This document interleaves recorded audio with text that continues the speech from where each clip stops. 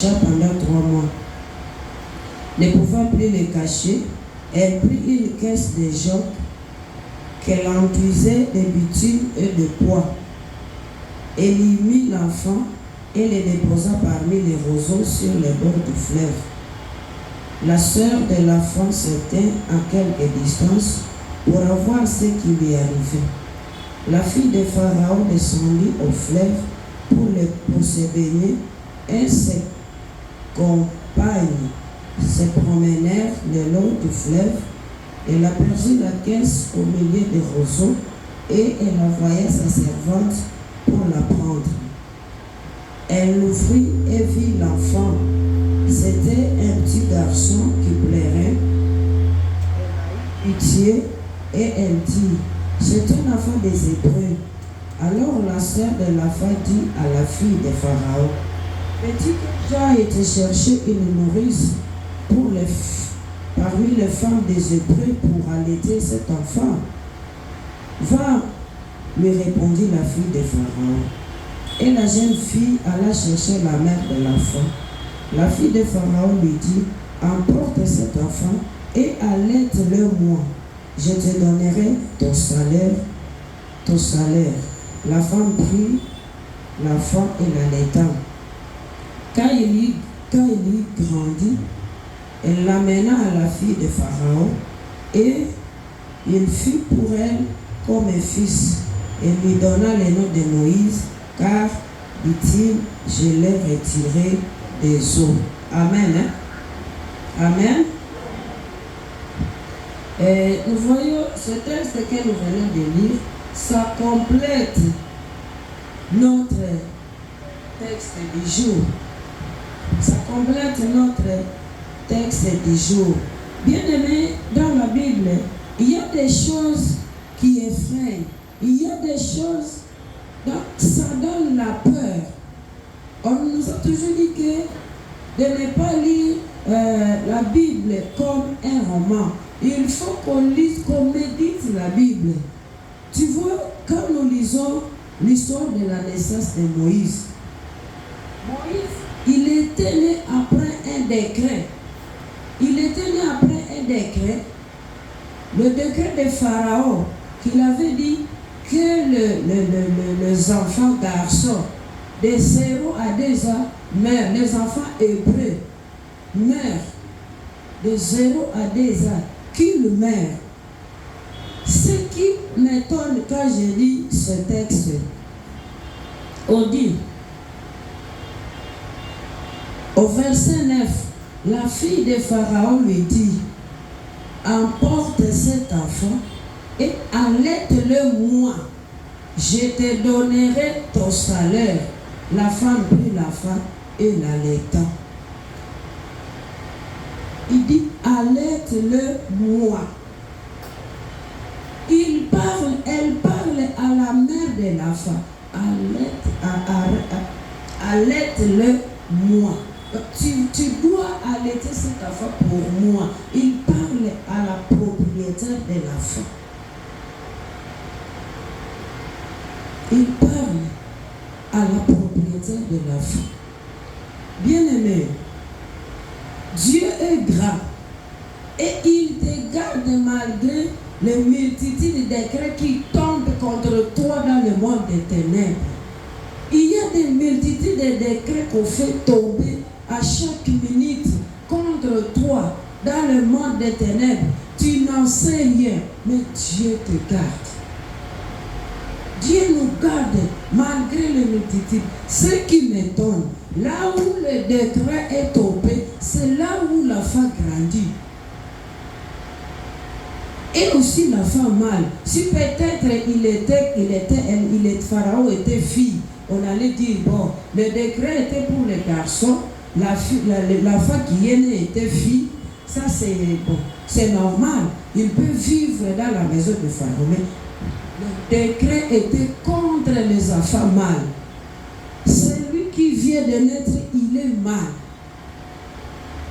Et malgré le décret de Pharaon, le Seigneur l'a confondu jusqu'à ce qu'il a même oublié ce qu'il a dit. C'est pour dire que même le diable, le monde des ténèbres peut signer des choses contre toi et le Seigneur les confond. Tu vis, tu traverses là où le diable a dit, tu ne vas pas traverser puisque le Seigneur est avec toi. Dieu est merveilleux. Dieu est... Quand j'ai préparé ce texte, quand j'ai lu ce verset, j'ai failli pleurer. Je vois la grandeur de Dieu. Je dis non, non, non, non. Dieu est Dieu. Dieu est Dieu. Tes ennemis peuvent décréter contre toi, mais si Dieu n'a pas encore mis son point, tu vas vivre, tu vas sauter, tu iras de notre bord, tu iras de notre bord. Dieu est grand, Dieu est merveilleux. Dieu ne voit pas les degrés des hommes. On peut faire descendre des degrés contre toi, mais la main de Dieu sera toujours avec toi, puisque tu as une mission. Le Seigneur a une mission avec toi. Le Seigneur a une mission avec toi. Nous venons de dire, cherche et va vers ton origine. Donc cherche ton origine et va vers ton origine. Quand tu vis, il faut te positionner. Est-ce que réellement je suis dans mon origine où j'ai été créé à la ressemblance de Dieu? Donc Dieu qui est esprit, est-ce que vraiment ma spiritualité domine sur mon charnel? Est-ce que c'est réellement ce que nous vivons, ce que moi je vis, ce que toi tu vis? Est-ce que tu es réellement plus spirituel que charnel? Si tu es plus charnel que spirituel, Dieu veut encore nous rappeler ce soir que nous sommes spirituels que charnels. Nous sommes plus esprits que charnels, puisque nous sommes créés à la ressemblance de Dieu qui est esprit. Amen. Nous sommes créés à la ressemblance de Dieu qui est esprit. Si jusqu'aujourd'hui, comme nous avons dit, si jusqu'aujourd'hui tu as récupéré ta nature, donc tu n'es plus charnel, tu es spirituel, recherche à ce que, donc tu n'es plus du royaume de Satan, tu es dans le royaume de Dieu. Cherche à ce que le spirituel domine le charnel. Notre prédication d'aujourd'hui nous demande de chercher notre origine. Nous qui avons été créés à la ressemblance de Dieu, nous qui sommes en esprit, que en chair, cherchons toujours à être plus spirituel que charnel. Cherchons toujours à être plus spirituel que charnel. On nous dit, la fille de Lévi, il a pris cet enfant. La Bible dit, un homme de la maison de Lévi qui avait pris pour femme une fille de Lévi. Cette femme, il devait enceinte et enfantant l'enfant. Moïse qui est né sous un décret. Le décret n'est rien devant le Seigneur, puisqu'il a une mission avec toi. Il a une mission avec toi.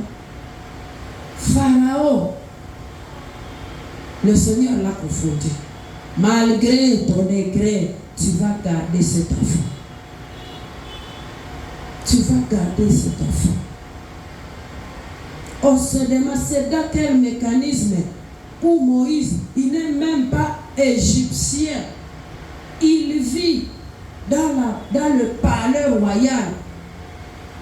Et surtout, pendant la période où le décret est là. C'était pendant la période où le décret était signé. Mais Dieu a confondu Pharaon. Dieu a confondu Pharaon. On dit Moïse qui grandit dans le palais royal. À un moment donné, il s'est dit non, je ne suis pas chez moi. J'en ai assez de rester dans le palais royal. Malgré le shawarma que je mange chaque jour chez Pharaon, il avait dit non. Je dois rentrer chez mon peuple.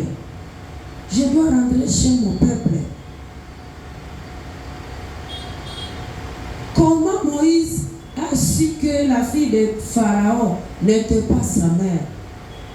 On dit, quand sa mère l'allaitait, il commençait à lui inculquer la morale des Hébreux. Il dit, tu n'es pas d'ici, c'est moi ta mère. Il y a eu un décret. Qui est signé contre les garçons comme toi. D'autres sont déjà morts, toi tu vis. Agrandissant déjà, Moïse, il savait qu'il n'était pas dans la maison de son père, que Pharaon, bien la fille de Pharaon, n'était pas sa propre mère. Il savait. Qu'est-ce que nous disons à nos enfants quand nous les allaitons, quand ils grandissent? C'est vrai, les enfants peuvent être délinquants puisqu'ils côtoient les délinquants. Mais au moins nous les parents, nous faisons notre part. Si cette dame ne disait pas à Pharaon ces paroles, Pharaon allait connaître, allait se dire que je suis dans la maison de mon grand frère, de mon grand-père qui est un grand roi.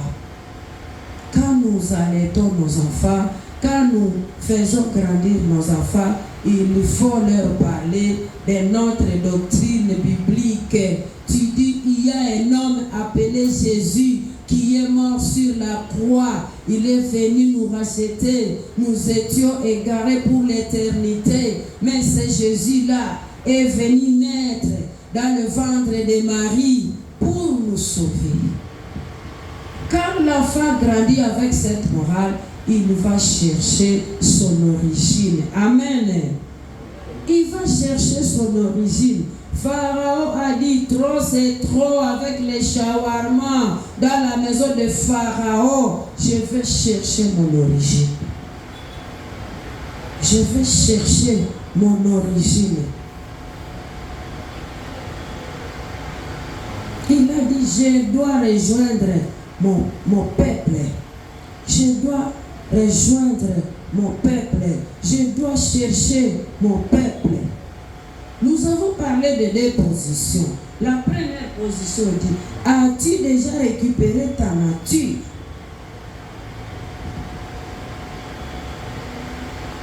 As-tu déjà récupéré ta nature? Toi qui as été créé à la ressemblance de Dieu, as-tu déjà récupéré cette nature? Autrement dit, as-tu déjà récupéré ta nature que tu avais perdue dans le jardin d'Éden?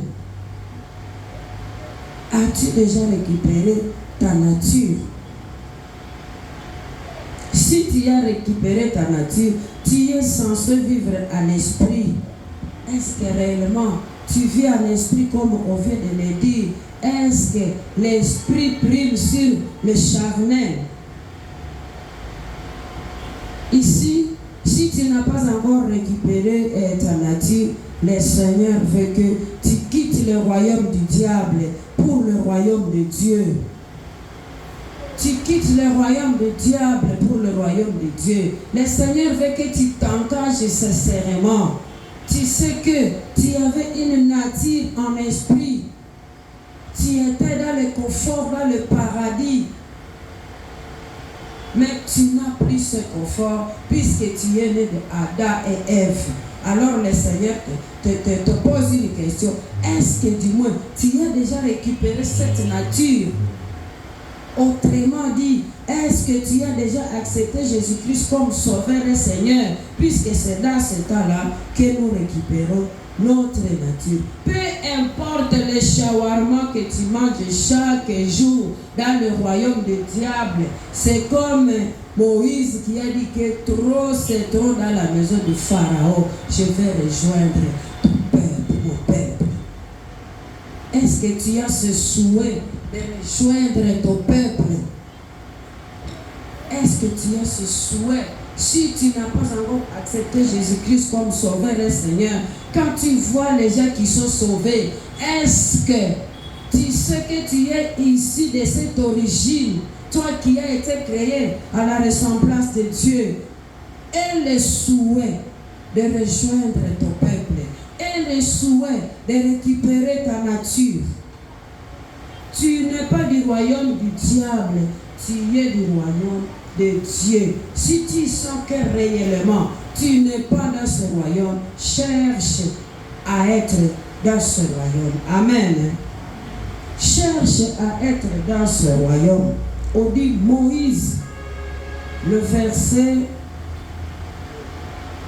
24.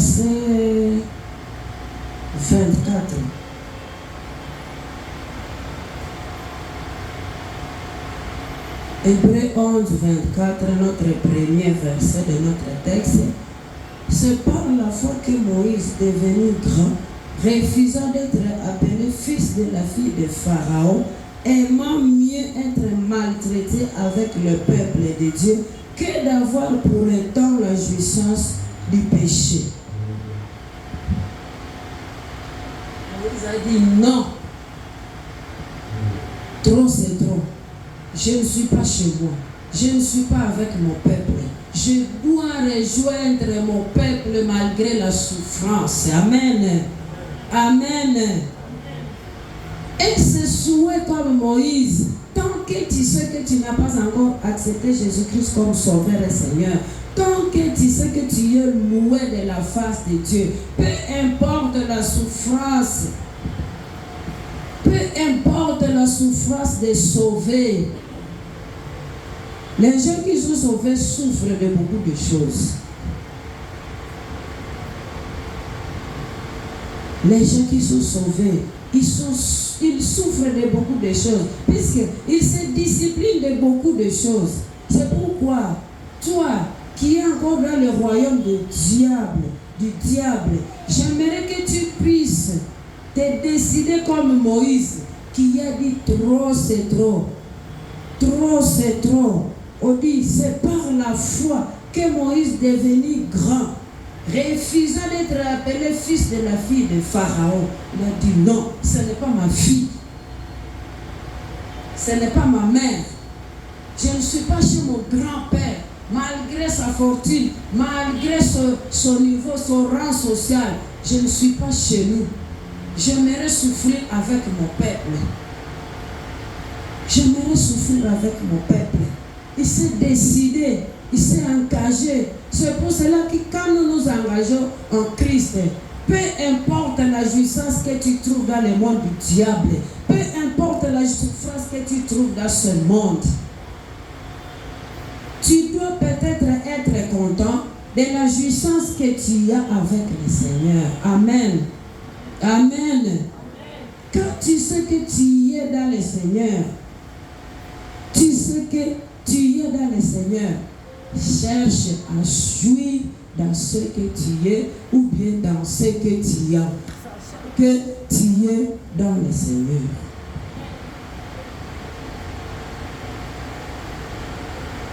Quand tu sais que tu es dans le Seigneur, là tu peux te dire, maintenant je suis bien installé. Tu ne peux pas dire que tu t'es bien installé alors que tu es encore sous l'emprise du diable. Jamais.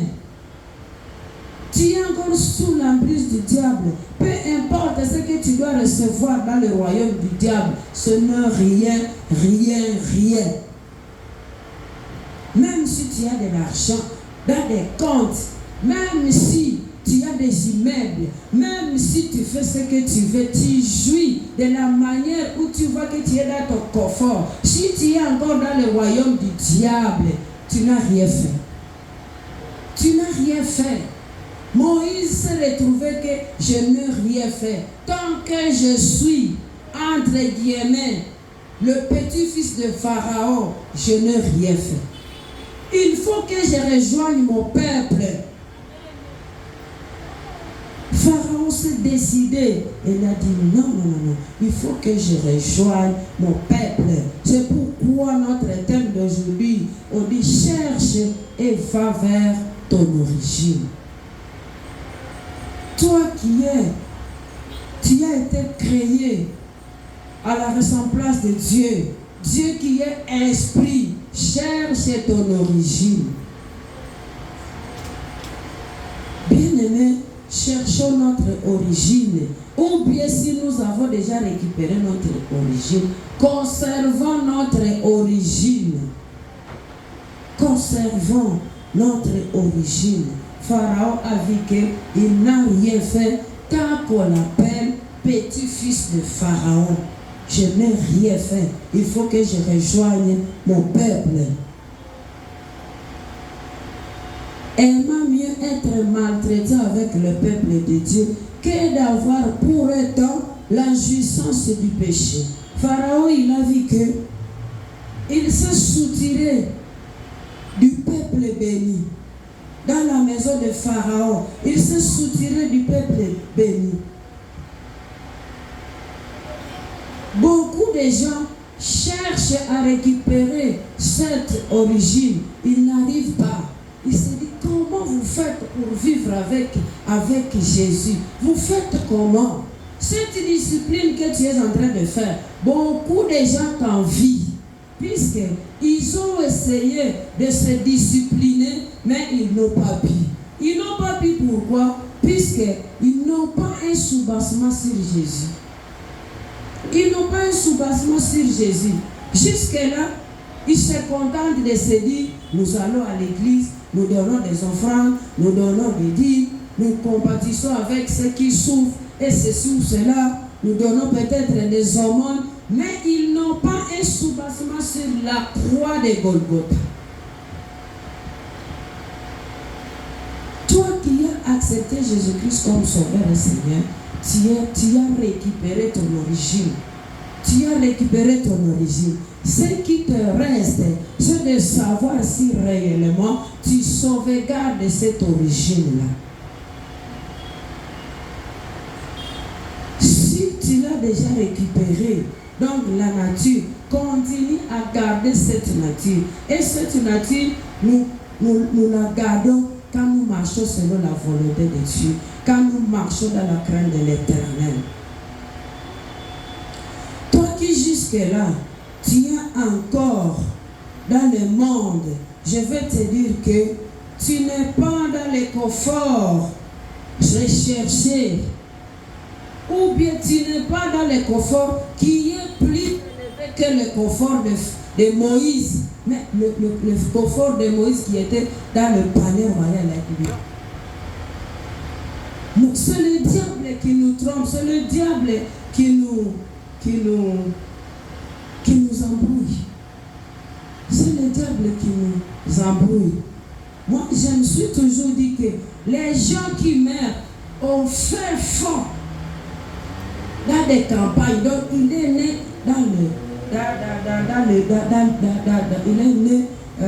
campagnes, il a grandi dans les campagnes, il va dire qu'il a vu quoi? Qu'est-ce qu'il a vu pour ne pas s'embrasser avec la vie du Seigneur? Qu'est-ce qu'il a vu dans les campagnes? C'est comme par exemple ceux qui sont en Europe. Ceux qui sont en Europe, quand ils nous voient, ils nous voient quoi? Pour s'égarer dans le monde. Qu'est-ce qu'ils nous font?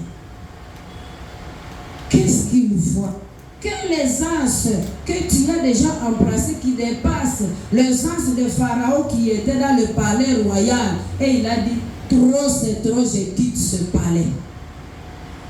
Je quitte ce palais. Est-ce qu'ici nous pouvons nous dire que nous dépassons les anges qu'avait Pharaon? Moïse qu'avait Pharaon? Les anges de Moïse dans le palais royal. Est-ce que réellement nous dépassons cette essence? C'est comme toi, tu peux dire, ceux qui sont dans le feu fond, comment ils peuvent s'égarer? Comment ils peuvent s'égarer? Donc, tu reviens du champ, tu te laves, tu dors. Le matin, tu te réveilles, tu vas au champ. Qu'est-ce qui peut t'éblouir à campagne? Les gens qui sont en Europe aussi, ils se disent, les gens qui sont en Afrique, qu'est-ce qu'ils nous voient pour ne pas chercher le Seigneur? Ils se moquent de nous. Qu'est-ce qu'ils voient? Qu'est-ce que nous voyons pour ne pas chercher le Seigneur? Qu'est-ce que nous avons comme confort, qui dépasse le confort de Pharaon, qui dépasse le confort de Moïse dans le palais royal? Mais il s'est décidé. Il a dit, trop c'est trop. Trop c'est trop dans le monde. Qu'est-ce que tu as vu dans le monde qui continue à t'attacher au monde? Tu ne te décides pas de chercher le Seigneur. Qu'est-ce que tu as vu? Qu'est-ce que tu as vu?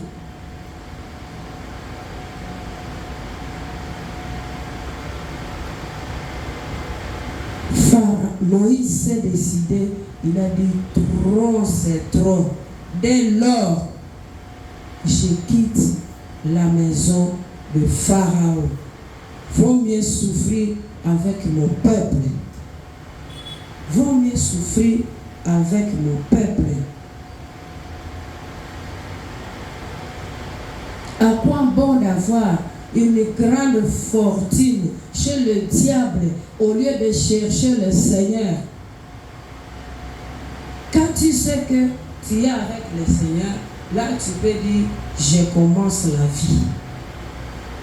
Je commence la vie. C'est comme Moïse. Aimant mieux être maltraité avec le peuple de Dieu que d'avoir pour autant la jouissance du péché, regardant l'opprobre de Christ comme richesse plus grande que le trésor de l'Égypte, car il avait les yeux fixés sur la rémunération. C'est par la foi qu'il quitta l'Égypte sans être effrayé de la colère du roi, car il se montra ferme comme voyant celui qui est invisible.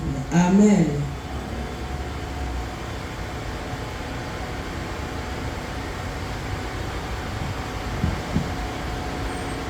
On dit, quand Moïse, il nous dit, il regarde l'opprobre de Christ comme une richesse. Moïse, il avait compris l'opprobre de Christ comme une richesse. Il a vu premièrement qu'il s'est détaché à un peuple béni. À un peuple béni. Il a vu qu'il s'est détaché à un peuple béni. Il a vu qu'il a quitté le peuple où il va, où le peuple, où il y a le Messie. Il n'a plus vu la souffrance de Jésus, cet opprobre. Il a vu ça comme une richesse. Il a vu ça comme une richesse. Ce que tu vis en Christ, tant que tu n'as pas encore vu ça comme une richesse, tu vas regretter ta vie ancienne.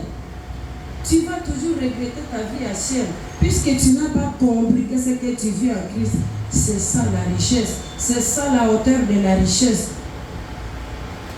Toi qui as accepté Jésus-Christ comme Sauveur et Seigneur, tu as déjà trouvé le plafond, le don qui est le plafond de Dieu. C'est le don qui est le plafond de Dieu, malgré la souffrance que tu trouves dans cette route que tu as apprêtée. Mais sache que tu as les dons de plafond. Sache que tu es béni. Sache que tu es de Dieu. Sache que tu as quelque chose que les gens de ce monde n'ont pas. Tu as une chose que les gens de ce monde n'ont pas. référons à Nicodème quand il lit Jean chapitre 3.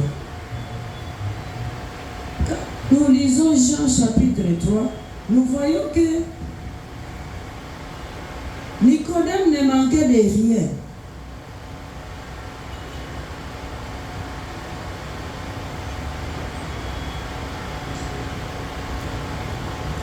Jean chapitre 3.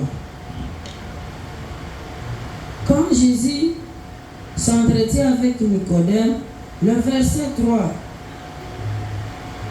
Jésus lui répondit, en vérité, je te le dis, si un homme n'est né de nouveau, il ne peut voir le royaume de Dieu.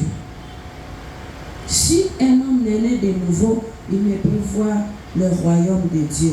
Nicodème lui dit, comment un homme peut-il naître quand il est vieux? Peut-il rentrer dans le sein de sa mère pour naître?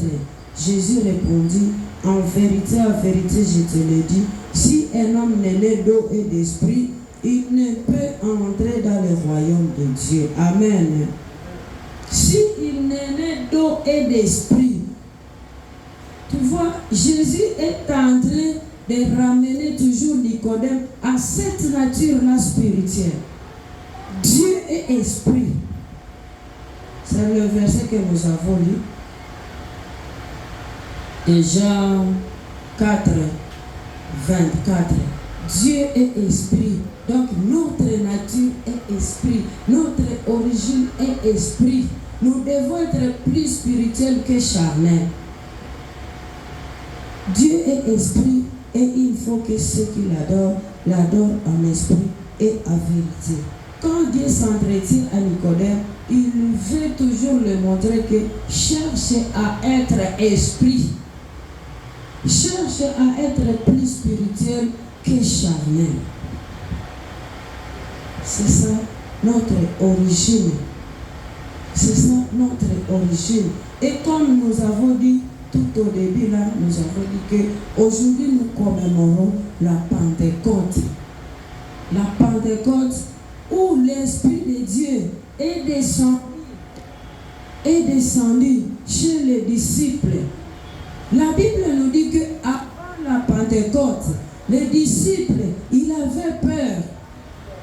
Les disciples avaient peur puisque leur chef était déjà parti.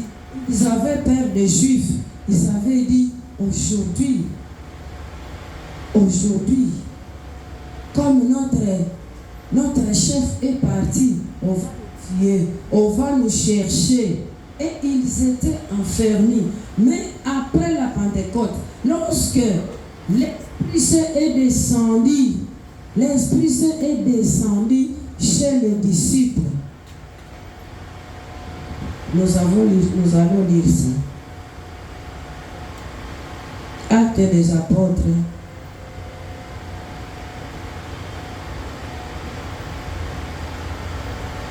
Actes des apôtres, chapitre 2.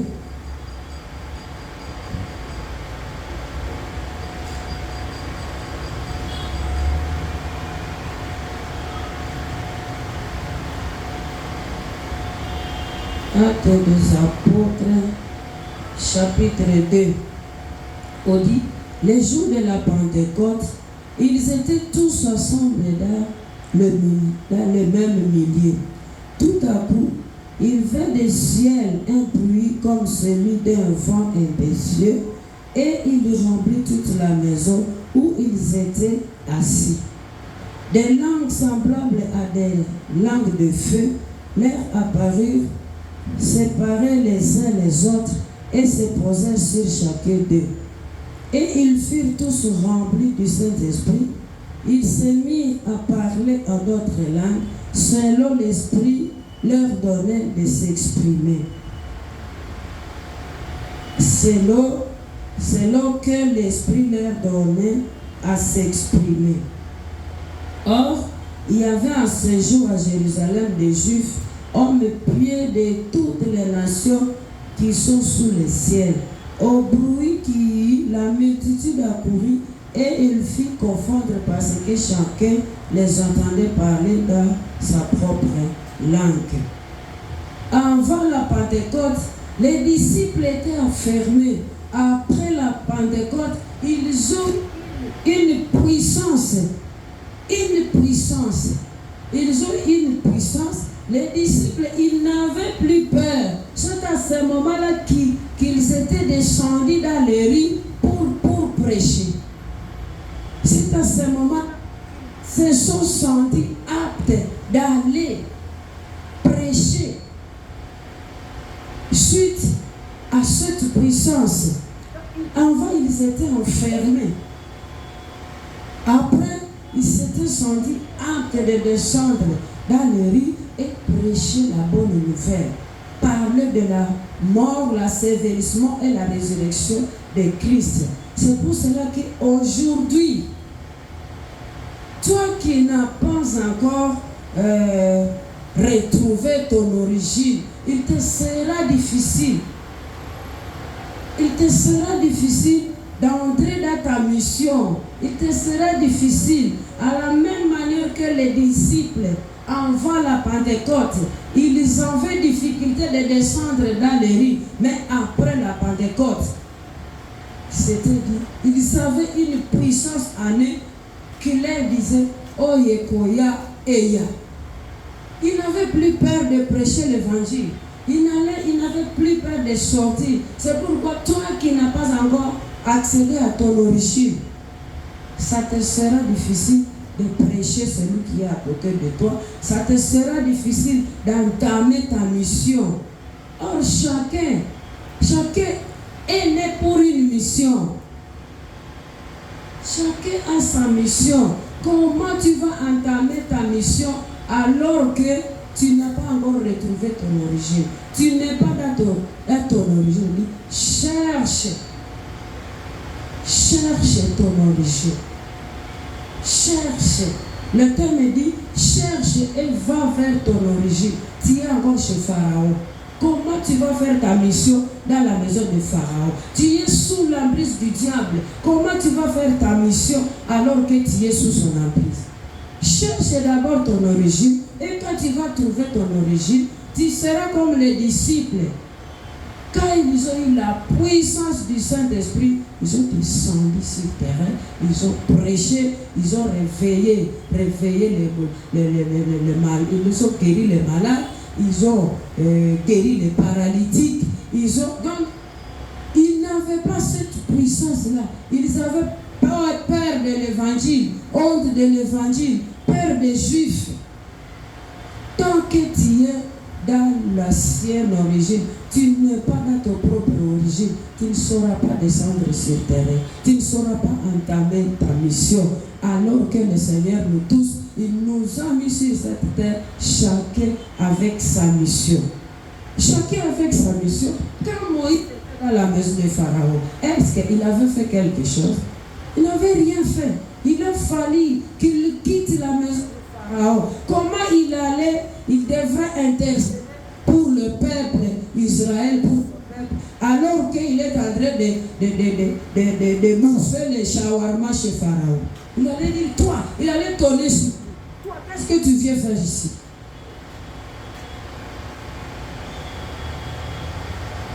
Il n'allait même pas oser, puisque les shawarma dans la maison de Pharaon étaient comme un cadenas sur la bouche de qui? De Moïse. Tant que tu es dans le royaume du diable, il te sera difficile d'aller pêcher les poissons qui sont les pêcheurs, de les amener en Dieu. Pour être dans le royaume de Dieu, tu quittes alors ce royaume pour aller percer dans le royaume du diable. Comme Pharaon, Moïse l'a d'abord quitté. Quand il a quitté la maison de Pharaon, alors il a eu la capacité de venir avec ces histoires-là que le Seigneur dit, fais ceci, fais ceci, fais ceci. Alors que s'il restait dans la maison de Pharaon, Pharaon allait le piétiner, il allait dire, qu'est-ce que tu veux me dire? Il a eu la force puisqu'il a quitté. Si nous voulons avoir la force la force à Dieu. Quittons d'abord, cherchons d'abord notre origine. Quand tu vas trouver ton origine, tu dis, ah, je suis plus spirituel que charnel. J'étais créé à la ressemblance de Dieu, qui est esprit. Il faut que moi aussi je fasse mon travail, je fais ma mission en esprit. La mission, nous n'allons pas le faire en charnel. Nous allons faire la mission en esprit. Comme notre Père est esprit, il nous appelle aussi à être esprit que charnel.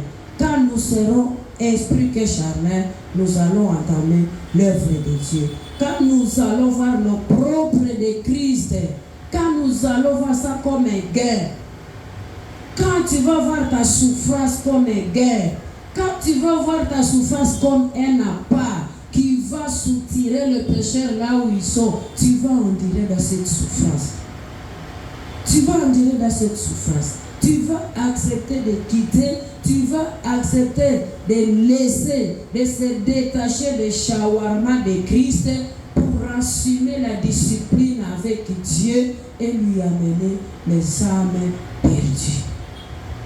Tu ne sauras pas intercéder tant que tu es encore dans le royaume de Satan. Tant que tu as encore l'origine satanique, tu ne sauras pas commencer ta mission, tu ne sauras pas entamer ta carrière.